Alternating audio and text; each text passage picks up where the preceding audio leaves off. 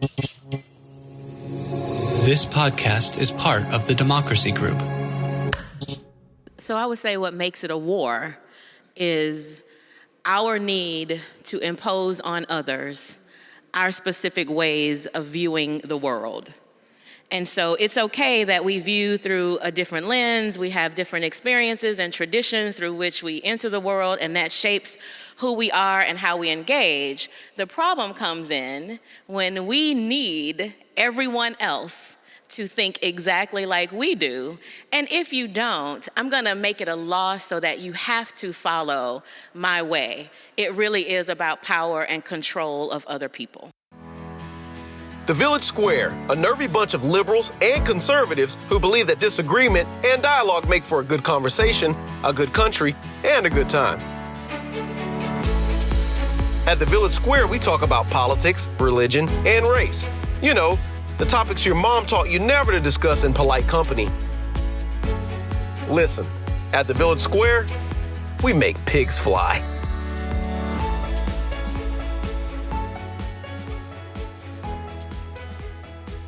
Hey folks, welcome to Village Squarecast. This is Corey Nathan. I am so glad to be with you again.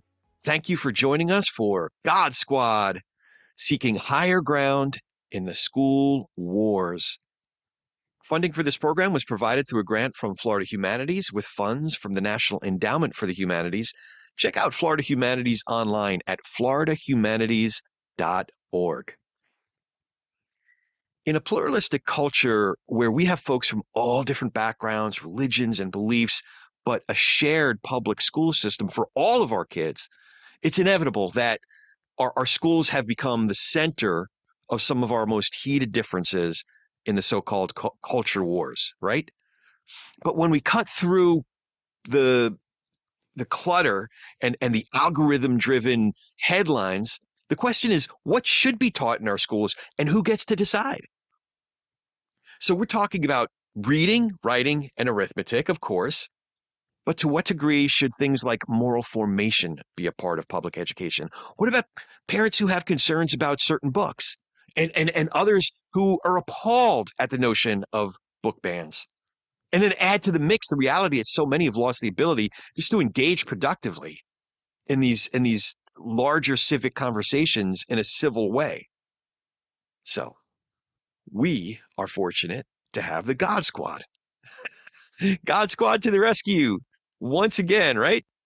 I mean, talk about modeling healthy civic conversations among a number of folks who come from a diverse array of religious traditions and backgrounds, but they all come in goodwill and in good faith. And since each of our participants will be introducing themselves, I won't go too deep into their bios, but I'm excited to have Father Tim Holeda, Mora, Stefanie Posner. I had a Mora. Mora means teacher in Ivrit, in Hebrew. So Mora Stefanie, Pastor Joseph Davis, Dr. Marcus Nicolas, Latricia Scriven, and Lea Marshall. And with that, I'll turn it over to Father Tim, who kicks off our program with this terrific panel.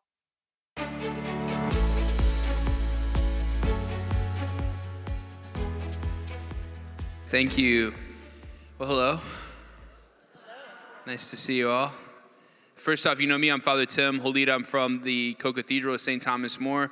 I think I'm the last God Squad member standing. I think I wasn't the original crew, but I came pretty early, and I think my friends, all my rowdy friends have settled down, you know what I mean? But I'm still partying. I'm still here with these folks. So that's who I am, and I'm going to start on my right here and let us introduce ourselves before we get into our topic. Thanks, Father Tim. I am Mora Stefanie Posner. I am the Director of Congregational Life and Learning at Temple Israel, the Reformed Jewish Synagogue in Tallahassee. Good evening. I am Joseph Davis. I am Senior Pastor of Truth Gatherers Dream Center Church here in Tallahassee. Glad to be here again. Good evening. My name is Marcus Nicolas. By day, I serve as the Executive Director of Operations and Administrations at Florida State University, their Alumni Association, Go Noles. And by night, I serve as a Leon County School Board member for District 5. Greetings, my name is Latricia Scriven, and I serve as the Senior Pastor at St. Paul's United Methodist Church. I'm Lea Marshall. I am the Leon High School theater teacher, but I also taught at Temple Israel, so we just kind of back and forth right here. I taught at Temple Israel, and I've also taught at Raw Middle School, and I taught Sam Scriven. And she taught him well. Well, awesome. I think if everybody read the description, basically what we're talking about tonight is sort of what we call the school wars, I think is what we entitled this. And it's about, we might describe as like the culture wars have now come to our schools, especially in the public school arena. And what can we do about that? Or how do we behave better regarding that? How do we have good discussion? It just seems that if we pay attention to these so-called battles that are going on in our schools, it seems like people on both sides are behaving badly, right? We're not listening. A lot of anger, a lot of vitriol, which is, of course, some people asked me before, some volunteers that are here, asked me, what are you guys talking about? They said, is this like a debate? And I said, no, it's a conversation amongst people who may not agree on things. But we are open to learning about each other and respecting one another while we have those conversations. So that being said, when we talk of culture wars, right? That's a broad term. What are the specific issues you think? Like if we're saying, if you use that term culture war, what specifically are we referring to? What particular issues are kind of the hot button issues that you think? Let's define our terms. So I'm asking our panel to volunteer. Yes, sir. Oh, we have to talk? And I'm actually grateful to have two people very involved in the school system to share their experiences. So that's awesome, yeah. You go first, then I'll All right. have anything to add. So I think the culture war, as it's been framed, really started with parental rights, probably a couple years ago, and I think there's been a lot of misnomers, right? Starting with parental rights. I taught at Godby High School I guess it's been 12, 13 years now. And parents have always had rights. Parents have always had the right. I taught English too. So I taught the books. Books are being banned, right? So I've had parents to tell me, I would like you to replace the book Animal Farm with something else and create a completely new lesson.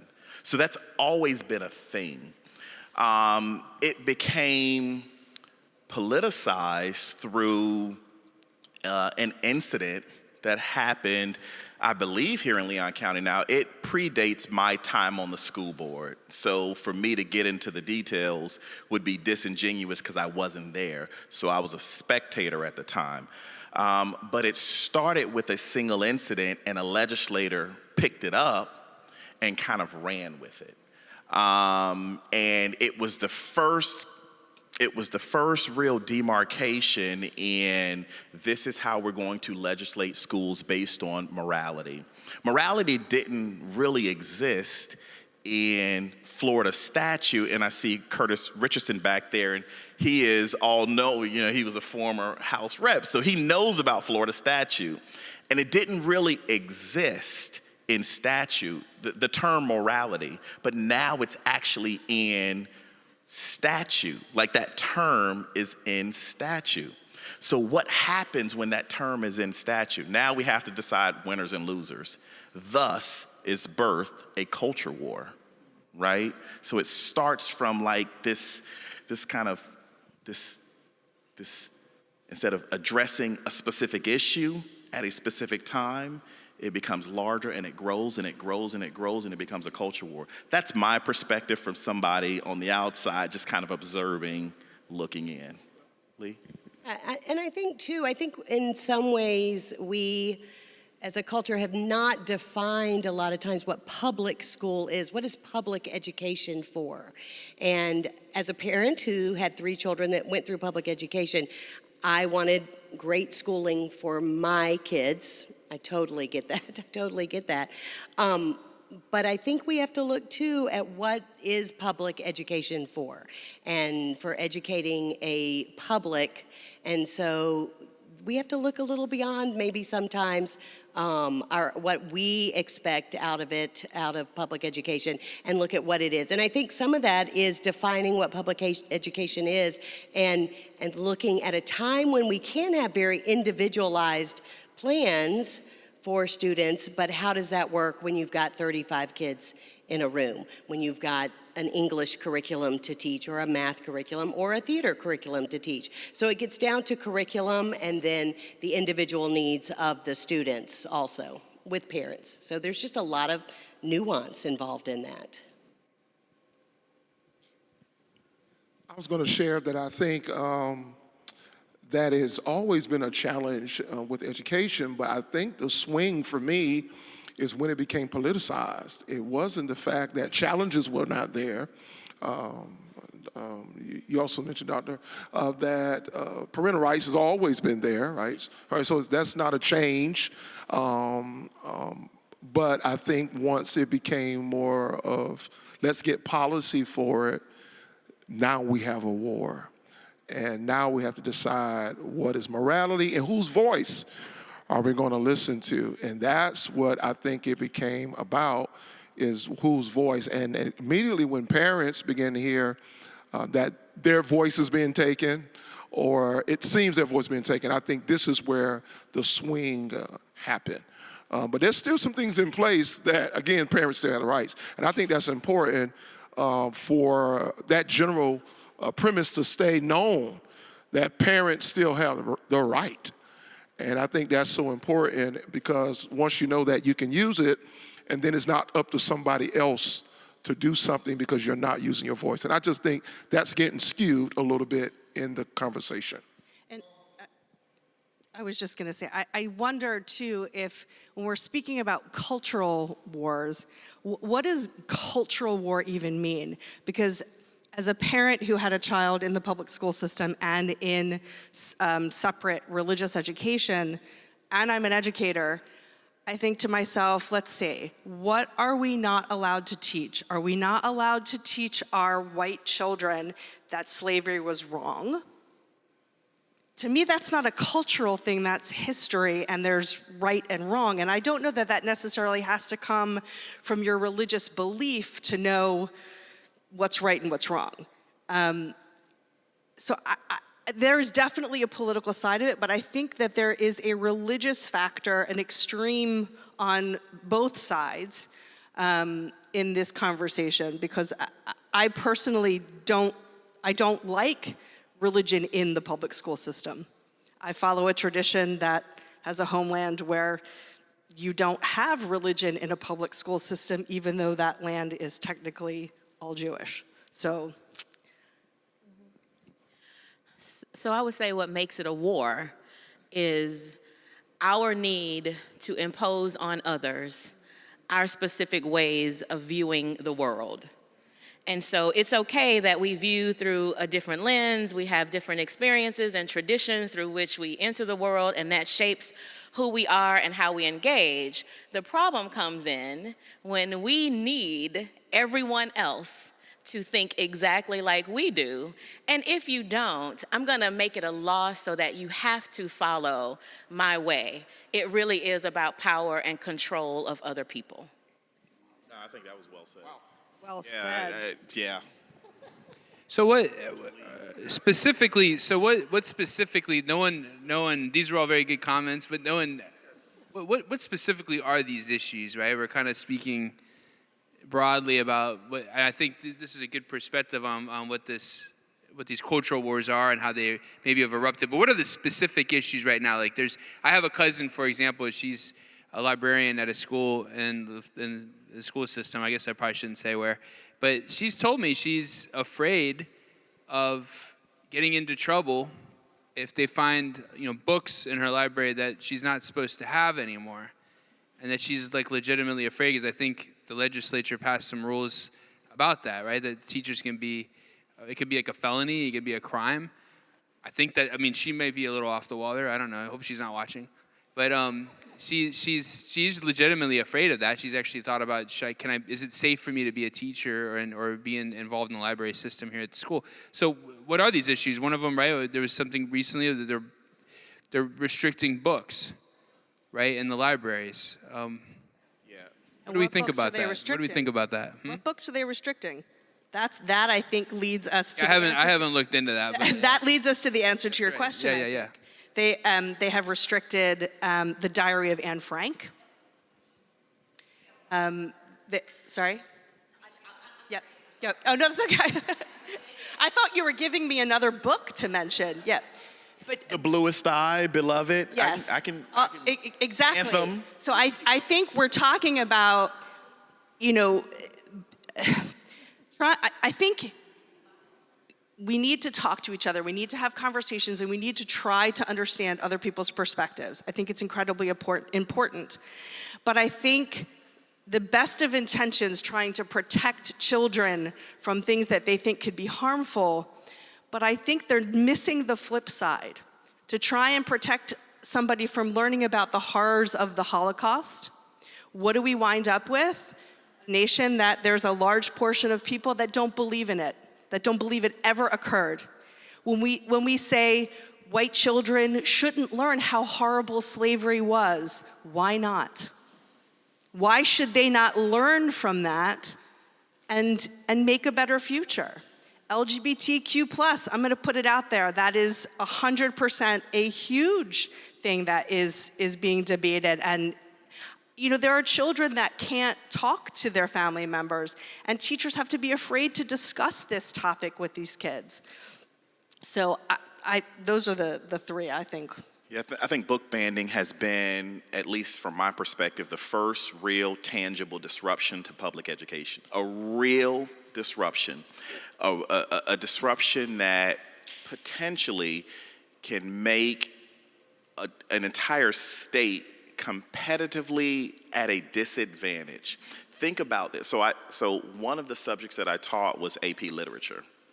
If you think about the number of books that would be considered a banned book, if those books appear on the AP Literature exam, those students who, unless their parent got the reading list and exposed them to that literature, they will be at a competitive disadvantage from passing the AP exam just by banning the books. That is the first, in my opinion. There's a lot of conversation that we can talk about a lot of things, but that is the first real disruption where you're stripping discovery, where you're stripping curiosity, and just reading from students and putting them at a competitive disadvantage. And I wonder too at this time, it's really interesting at this time in history, and especially with the Jonathan Haidt and the anxious generation. It's, to me, really interesting that at the time that we are having this book banning, these students, I have to say, I'm in a classroom with them, they hold every book that you have banned and photos and all of that in their hands. And they are able to access, for the most part, every high schooler I have has a cell phone that is a smartphone and can access whatever they want on the internet.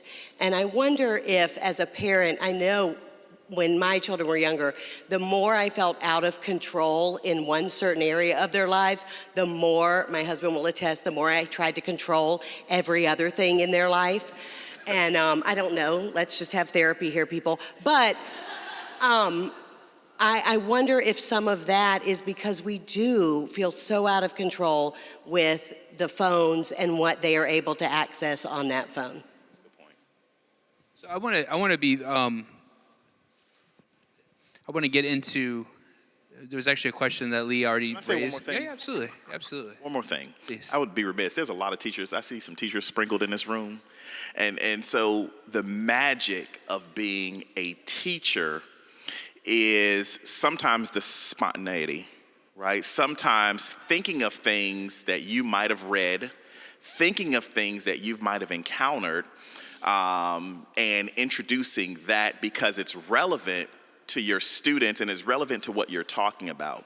A book ban, and because of the process, strips the creativity from teachers. So it's not just a competitive disadvantage for students, but it now strips much of the creativity from the teachers.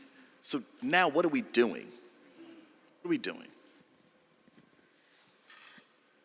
So yes, and I think that we want our students to be creative. I think we want them to do all of those things. And I tend to think that the book banning of itself is more of a tool that helps to do the other thing. And one of the other things I'm thinking about is to not let our children know the truth of the horrors and that we exact upon each other.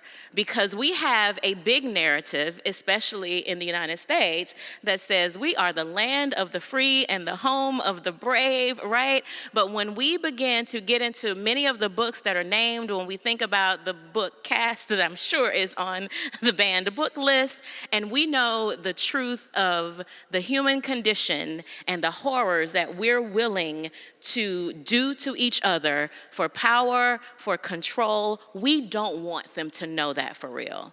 Because it's my grandparent, it's my great-grandparent, it's my ancestors, right? And so when you know that kind of truth, you're going to feel a certain way and feel badly. And yeah, we kind of want to shift you from feeling that, but really, we don't want you to know the truth of how horrible we have been as individuals in this society, because there is a double consciousness and a different kind of narrative that we state openly while knowing on the inside that it's really not that way. And I really do think that that's a part of it. I think it is too. But at the same time, I think there's an element of fear from those people that are putting these book bans in place. Yes. And fear is our worst enemy, because they're not willing to open up and have those conversations. And while that's the intention, is to protect our children, I think in some cases they're perhaps embarrassed by it, but I do think that there is an element of the other. I want to protect my children from the other, and I think that's pretty clear. So I want to throw this out there, because I think we can kind of get on this, like, oh, banning books is wrong and stuff, but I'm pretty sure if I asked everyone in this room if they think that, does anyone here think that any book ever written with any content should be allowed in, say, a kindergarten or accessible to a child? I'm pretty sure everybody here would think there's books that we probably shouldn't let in to libraries and public schools. It just wouldn't be appropriate, right? So the question is, I'm pretty sure everybody here would agree with that, like, for example, pornography, right, probably shouldn't be in there. There's certain books we probably wouldn't be comfortable with, right? There's certain books that we might want our kids to be instructed with. And that brings up a whole other thing about age-related, like what age should someone be exposed to certain things? And those are real concerns that some parents have. So my question then for the panel is, then how do we go about establishing those sort of boundaries of what is acceptable and what is appropriate? Where do we go to seek some sort of standard or some sort of source of values then to determine what's appropriate and what isn't? So you just... I'm going to take questions after the hour mark, so. So you... Huh? Yeah. No, it's to the panel. I'm sorry, it's to the panel. Yeah, I'm sorry. So... It's a panel discussion, then we'll have questions after an hour. I was with you until you inserted the word value again, and so then it makes it subjective again. But to go back to, what are the methodology, means, and measures that we should take, and the precautions that we should take to ensure that students are reading age-level appropriate books, well, that already exists. It's existed forever, right? You have AR reading, and I'm not finna sit here and embarrass myself and try to articulate all of the various levels, because I see Scott back there and my wife over there, and I see all of these teachers over here. So I'm not gonna pretend that I know what those metrics are, but they exist. The problem is that we insert again that word value, and now somebody has to make an evaluation on the value of this particular book to this particular entity, this particular individual, right? as opposed to looking at it in an objective way to say this is age appropriate based on lexile, based on content, based blah, blah, blah, like all of the measures. And so my response would be that already existed. It already existed. But do we know, that's great, but do we know where does the source of, because there are values that are going to be at the source of those things. So always I want to get into that later. I'm not supposed to be doing a lot of talk. I'm supposed to be asking questions. No, you're fine. You know, there is, so the word value, I think, is, again, being misused, right? And it's being appropriated based on the goal and intent of that individual. There is a value, and that value is based on reading levels. And again, there's a lot of metrics that I cannot articulate because I'm not reading endorsed and I'm not a media specialist, but they do place value on reading, but it's a different kind of value, right? Based on the information that the students need to get out to understand, to, you know. This is great. This is a great follow-up question then. So what is education? Like, what do we think the purpose, you brought this up, is of education? What do you think the purpose of education? I don't think there's a straightforward answer here. This is something that's been debated since the Greeks, but I'd like to be curious what you all think it is. I don't have like there's no like, we could have a definition perhaps. So what do you think education, the purpose of it, which would be, again, eliciting our values when we talk about things like purpose or the good. We have to value something as good for it to be good. So I don't think it's like a scientific necessary, it's what we think is important. Like some people might say that theater is completely worthless. Like you're not gonna make a lot of money. People are wrong. These people are wrong, right. But do you see what I mean? Like But I think the purpose of any education is to create a fully formed human. A human that can think, a human that can feel, a human that, again, for theater purposes, has empathy, and also can look at another human being and go, your experience is different than mine, but I'm going to value yours. In theater, ours is, my goal for my students is that they would learn to tell their story well, and I even have a tattoo of it, and listen to someone else's story well. That to me is my goal as a theater teacher, is those two. Tell your story well and listen to someone else's story. And I think that's the value of a theater education. Now, you're going to add other classes into that, but mine is the most important. That's a value proposition. I get it. No, go ahead. Yeah, I agree. And which gets to socialization and being functioning human beings and doings that are empathetic in society. I taught math, middle school and college, and math still teaches us to tell the story, right? Numbers are one thing, but usually numbers aren't just floating into the space. The numbers are used to tell a story, and those stories are told through our lenses, and so we want to be appropriately socialized, learn how to get along. That's one of the purposes as we're learning the specific subjects. So I taught English, so it really was about communication, understand all of this plus communication. My job was to facilitate critical thinking. My job was to facilitate the natural curiosities that children have. My job was to facilitate the discovery process for them, not to think for them, but to facilitate that process in their own thinking. All of those things. I was going to add the more individual aspects of education is help the person develop self-esteem and identity as well, not just from a corporate point of view, but something more personal, that a person can recognize interests, things that they are drawn to, things that pique who they are as a person, and also kind of build individual drive for life. That life starts to have meaning because you also are educated about things around you. No. I agree with all of the statements. Okay. So this is, I think, these are great answers, better. and I would add on and just, I agree. I mean, I think I believe it's more than just passing on like data, right?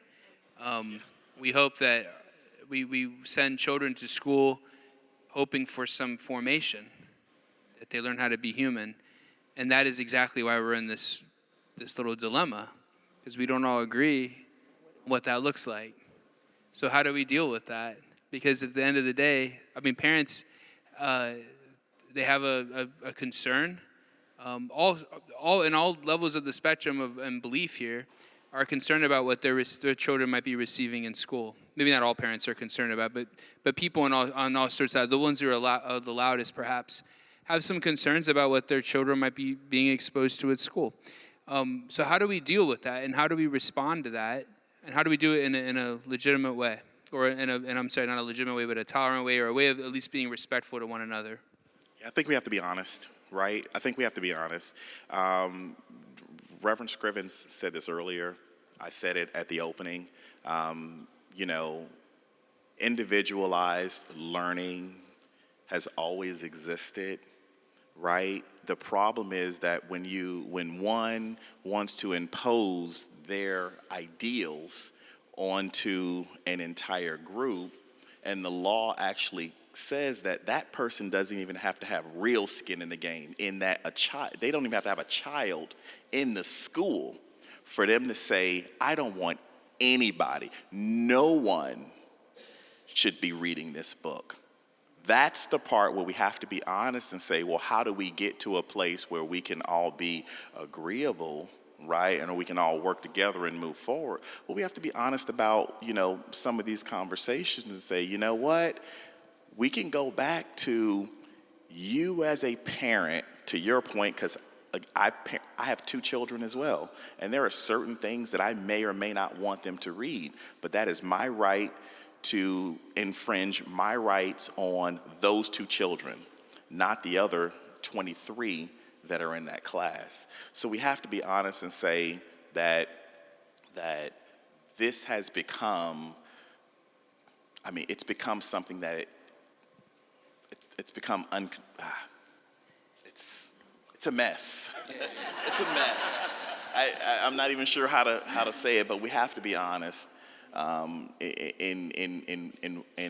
what we're articulating and how we're identifying, how we are articulating the proposition that you just laid out. Because what you just laid out was, well, parents want to do this and parents want to do that. And again, that's always existed, right? But it's never existed where I can tell you how to raise your children. So don't tell me how to raise mine.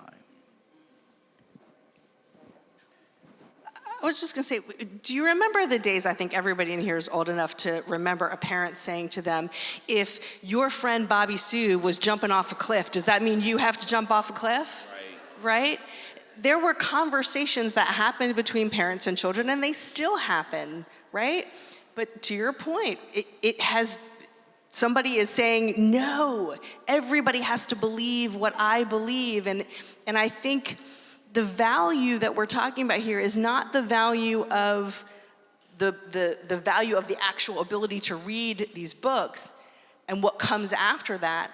I think the value is being misappropriated, as you say, in terms of what someone is saying is morally correct in their mind.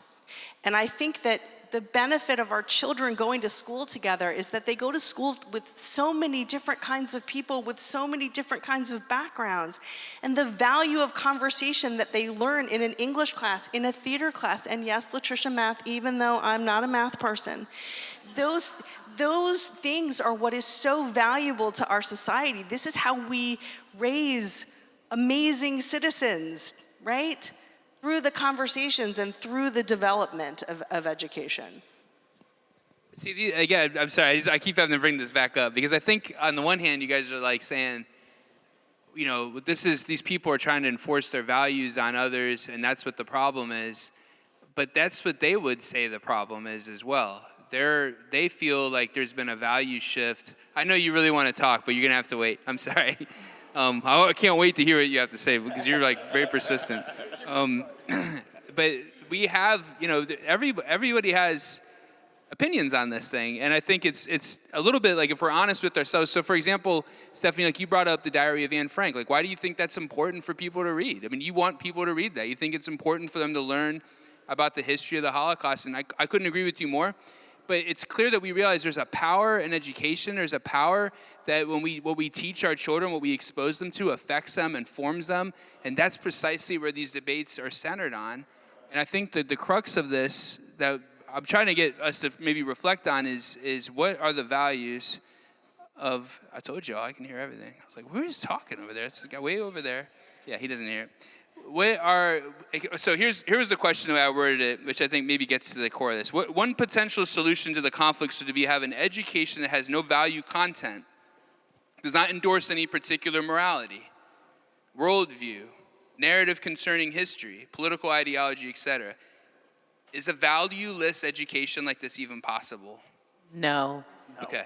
I would like my theater lovers in here to tell me one play that I can teach that has no, I can't teach Shakespeare anymore. I can't teach Greek theater.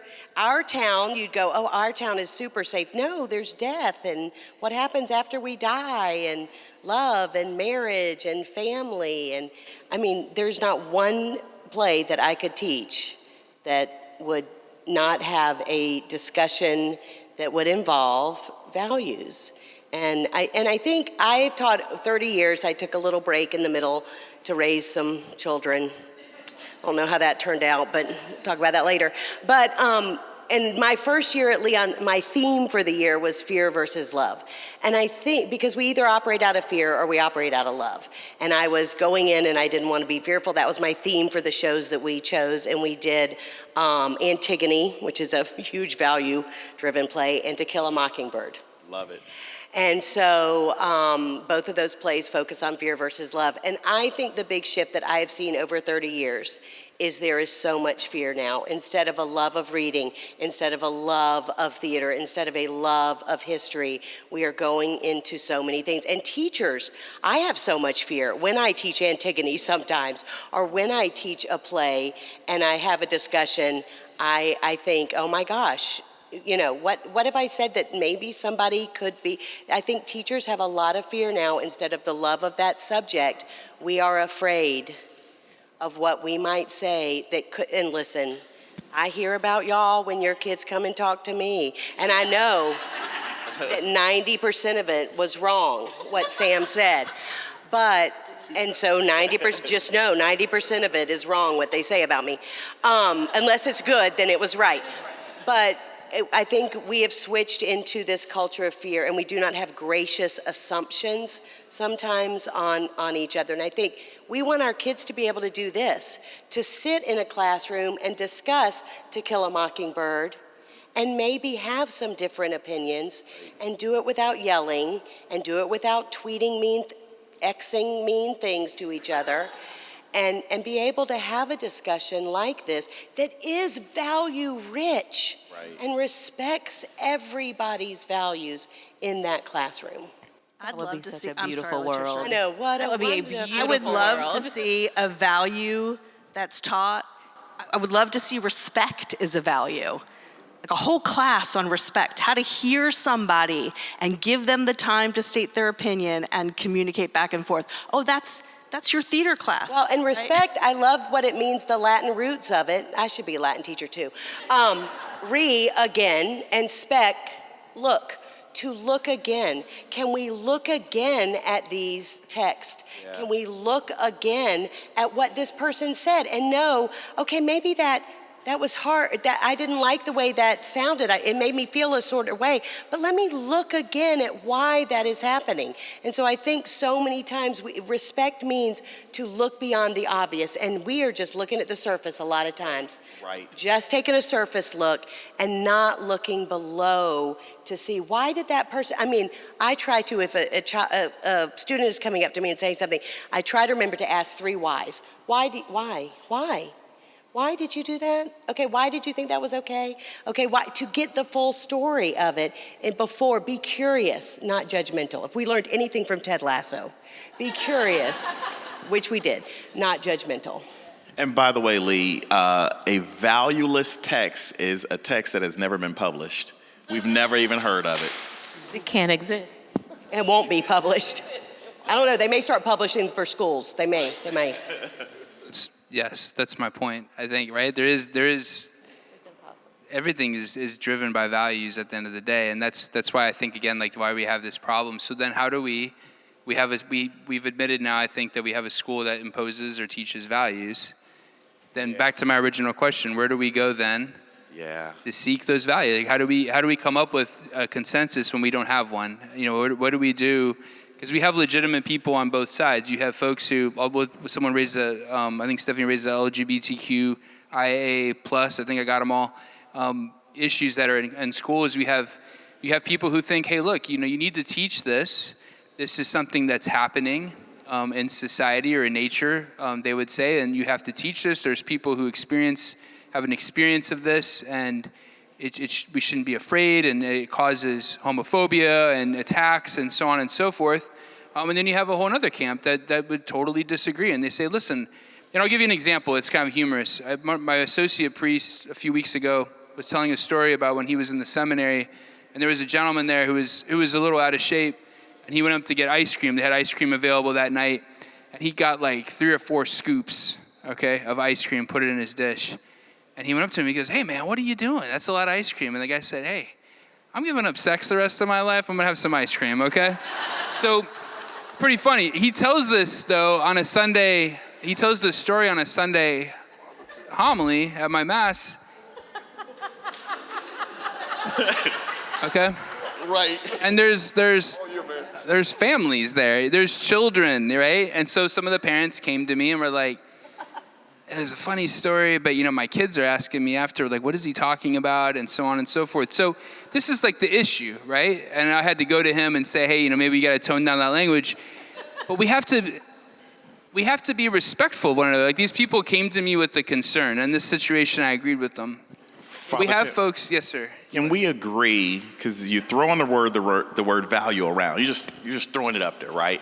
Can we agree that value is contextualized based on the goal of the individual? Can we just agree to that? Because if we can agree that all the values are contextualized based on the goal of the individual, and let's say the individual is the teacher, then what I can say is values can be taught, but it's contextualized. The values in my classroom, what I value in a text is theme, is plot, is story, is rising action, falling action. Those are the values that I want to make sure that the students understand, because those will be tested and those will advance their education and those stimulate conversation. So you're using values kind of in this box of morality. And that's how I'm interpreting the framing of it. And if I'm wrong, then help me, because because you're just throwing values out there. Well, I guess what I mean, value as in terms of belief. Okay. So yeah, that's different. It's not different. It's so if we believe that, I can try to help. So example, if you believe that we should educate people, you believe that education is good. Right, but I don't value a book because I believe in it morally. Right, like it has this moral sensibility. I value it. That would be contextualized by your goals. I would agree. That's exactly what I mean. In that particular instance. Right, but I think that's how you're framing it, especially with the example that you just used with the sex on Sundays, right? Like, the I think that's exactly what I said. Well, the example that you use, you're contextualizing it based on moral fibers, and I'm saying I value it based on something completely different. So, Anne Frank, the whole state of Florida values the Holocaust, right? Like that's actually is in the standards that we teach, right? Right? So, okay, so I'm hearing from my teachers, yes. So we're banning a canonical piece of literature, right? Because of, and then you fill in the blank. I can't really fill in the blank because I don't even know it was being banned. I really don't know, right? But we value it enough right? For all it's worth, we value the Holocaust enough for all it's worth to say this is going to be a part of the standard that every single student across Florida, but the seminal literature, the canonical literature, like the canon, the book is not valued. Based on what? That's the question. Yeah, it is a question. Yeah. Well, I think it gets down to a curriculum because of that. I mean, I think we've started with books and we're going to move into curriculum. But I think why do we teach that? Why is that part of our curriculum? Because part of being human is learning this history, and again, with the empathy and how to hear someone else's story that is different than yours so that you can learn from it, and then you can evaluate and apply it to what is happening in the world around you, how we treat. And when we say, again, my values, and because we are on a panel, the God Squad, my value as a person of faith is that everybody has dignity. Every student deserves to be taught. The way that I speak to students in my room reflects my own beliefs. And the fact that I do listen to them and I try not to yell at them, and and the fact that I give them a pencil when they need a pencil. I think that everything that we do as humans does reflect our beliefs and what we think about the person that is in front of us, and whether we're willing to look at them and give them the respect that they deserve because they are human. That's a great value. I cut Latricia off earlier. Or is it a belief? I'm not sure what it is anymore. I like that value. Huh? What's that, Steph? I said I cut Latricia off earlier, and I didn't mean to because I can't see. We got so many people on the panel. Should have been in a semicircle so we could see. That's true. See it. I do think, and there was one more question that I thought was really good, because I think it's where a lot of people would like to go, which is, do we have different schools for people who have different beliefs or values? Absolutely. And I think that is an important question to talk about. I think we have time for that, and then we can get to the question. So, as it stands now, we have, in our public education system, we have there's some body that determines what the curriculum is and what the values are that are taught and when they're not taught and so on and so forth. And then that might get overridden by the legislature or whomever. But is a possible solution, because our society is pluralistic. We're not, we just have a lot of variety and diversity in our society. Is a possible solution giving families the power and ability to send their children to schools that align with their values and beliefs? So an example of this, I was working at a Catholic school, and one of the parents homeschooled her children, and at some point said, let me try to send her to this Catholic school, and said, she was there for a few weeks, and she came back, she was just bratty, back talk, attitude, she changed. And so she pulled her kids out of the Catholic school, which I thought was in some ways a little amusing, because I'm like, well, this is supposed to be the school that doesn't happen, right? Or whatever. I mean, at least that's what they try to present. And in her mind, at least, like, even that school wasn't safe for her child. But at the same time, I respected her choice and her freedom to do that. She was raising her children the way we want. So is that a possible solution? Is that something that we should offer more or allow? Because there's been difficulties in starting schools or getting money and so on. What are the thoughts on that? It feels super easy, which I love easy. Press that easy button, Staples. I would do it every time. I just don't know in the long run. What does Goethe say, who was a playwright? He said, hard now, easier later, easy now, harder later. And I wonder if it is one of those things that is easy in the short run and ends up costing us being able to have conversations like this, or even more tribal type, as a village square, even more tribal type connections only. And I don't even think it's easy. I think that would be deeply complex, because people have had choice. Certain people that could afford to choose where they want to go, right? The issue is we want to have choice. We want it to also be free. And we can say, well, yes, this school is great. You can send your child to any of these schools, but that still presupposes that I have a certain means of transportation, of ability, of financial condition to get my children where I would like for them to go. And we all know that that's not the case. We're varied in our economic abilities. And so we're going to have the same kinds of people who end up being marginalized, disenfranchised. We already have a teacher shortage. So then when we say, let's create all different schools according to each of the other values, and by the way, they're going to be free, so you get to decide where exactly you want to go, we can't figure out how to fund the schools that we have right now. So I think it becomes deeply complex, because then, how do we pay for it? Property taxes? Well, I don't want my taxes to pay for the children over there, right? And so it becomes a deeply complex issue that is not viable, in my opinion. Yeah, choices are not really choices when you're broke, to go back to her point, right? Like, when you're broke, you don't really have a choice. That doesn't exist. You have the perception of a choice. You have an opportunity, but you don't have access. There's a huge difference between opportunity and access, right? If that was eliminated, I guess I'm trying to broader. If everyone was able to make a choice in their school. And it's impossible. K through 12. We're just talking about utopian utopian That's an exercise in futility.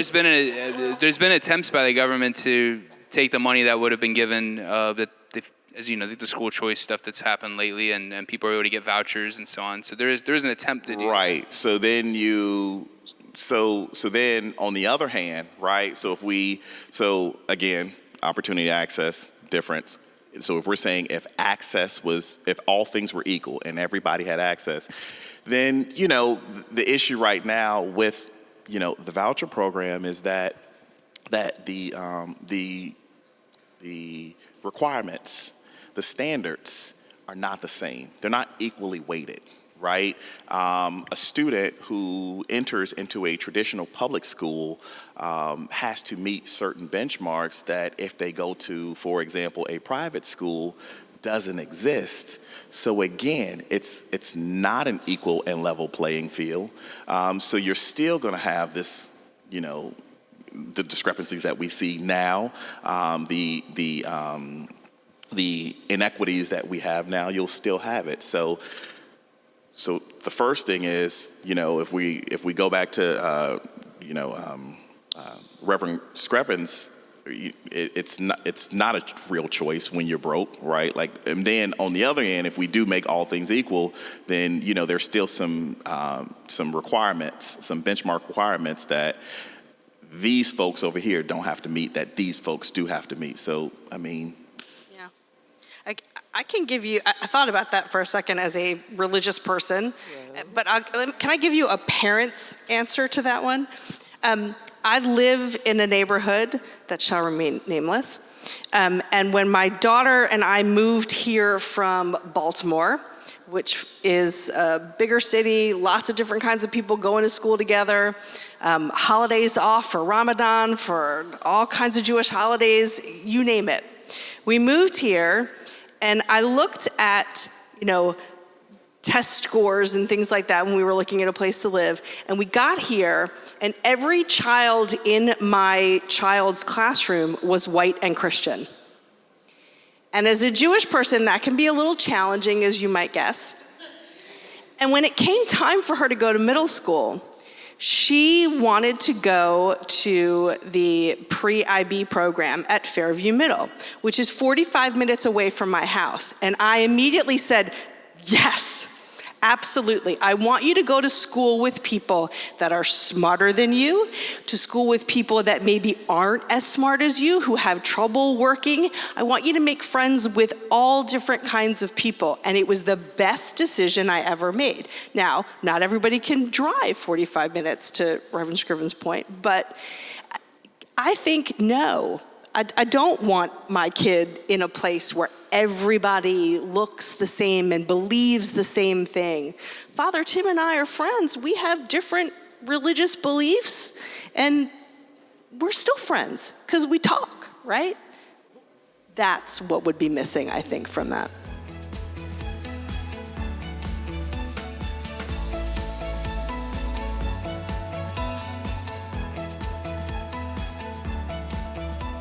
Corey Nathan back here with you. God Squad just never fails to deliver the goods, right? I so appreciate these panels. I thought it might be appropriate to read to read something that a lot of folks might be familiar with. Congress shall make no law respecting an establishment of religion or prohibiting the free exercise thereof, or abridging the freedom of speech or of the press, or the right of the people peaceably to assemble and to petition the government for a redress of grievances. Now, I'm not trying to be controversial by reading the First Amendment. Don't read too much into that. I read it because that's, as a country, that's our shared document, right? And it's important to stay focused on those 5 freedoms that are articulated in the First Amendment. I want to read something else too, because as a lot of folks have been following, in higher education, there have been, a lot of protests on campus. I'm not going to get into which side I agree with, which side I don't, but I thought David French had a great piece at the end of April where he talked about the tension of guaranteeing these freedoms and even teaching our kids these freedoms, while at the same time understanding not only the responsibilities, but the restraints of those freedoms. So I'm going to read a bit of his 428 essay at length. He said, the simplest way, and this is referring to higher ed, we talked about public schools, but I think this really applies. So David French said, the simplest way of outlining the ideal university policy toward protest is to say that it should protect free speech, respect civil disobedience, and uphold the rule of law. So again, this is my commentary. Some of these things don't necessarily apply to, K through 12 schools, but it's the idea of how we share public spaces, how we do this thing together as a country, as a state, as a community, and ensure those basic rights, those First Amendment rights, right? So he goes on to say, that means universities should protect the rights of students and faculty members on a viewpoint neutral basis, and they should endeavor to make sure that every member of the campus community has the same access to campus facilities and resources. Again, you might apply this to what books are in public school libraries, for example. That's my commentary. So getting back to David French's essay, he says, that also means showing no favoritism among competing ideological groups in access to classrooms, in the imposition of campus penalties, and in access to educational opportunities. All groups should have equal rights to engage in the full range of protected speech, including by engaging in rhetoric that's hateful to express and painful to hear. Public chants, he expounds on that a little bit, but public chants may be repugnant to many ears, but they're clearly protected by the First Amendment at public universities and by policies protecting free speech and academic freedom at most private universities. So obviously there's a distinction between the university level and K through 12 education, but I really appreciated the way French articulated that balance between assuring everyone's basic freedoms, like the 5 freedoms that I read in the First Amendment, as well as how we do it together in these shared spaces like public schools. So he did it better than I could, so I'll just leave it there. Please consider joining our members and supporting this programming. You can become a member for just $7 a month or $76 a year. So by the way, every time I read that, I always think of the song 76 trombones. Anyway, so 76 trombones, if you want to send 76, I don't know what we'll do with it. Maybe we could sell it for $76 a year, but it's either $7 a month or $76 a year. And your business can join for $250. Go to villagesquare.us/donate to join today. That's villagesquare.us/donate. While you're there, sign up for Village Square's newsletter to stay up to date with everything happening at the Village Square. Go to villagesquare.us, scroll to the bottom for the sign-up box, and you'll see how to get up to date with everything exciting that's happening at this wonderful organization. Funding for this podcast was provided through a grant from Florida Humanities with funds from the National Endowment for the Humanities. Any views, findings, conclusions, or recommendations expressed in this program do not necessarily represent those of Florida Humanities or the National Endowment for the Humanities. We appreciate you listening to God Squad, seeking higher ground in the school wars. Until next time, we challenge you to reach out with an open heart and mind to someone who doesn't look or think like you. It really does change everything. We'll talk to you soon, and thanks so much for listening to Village Squarecast.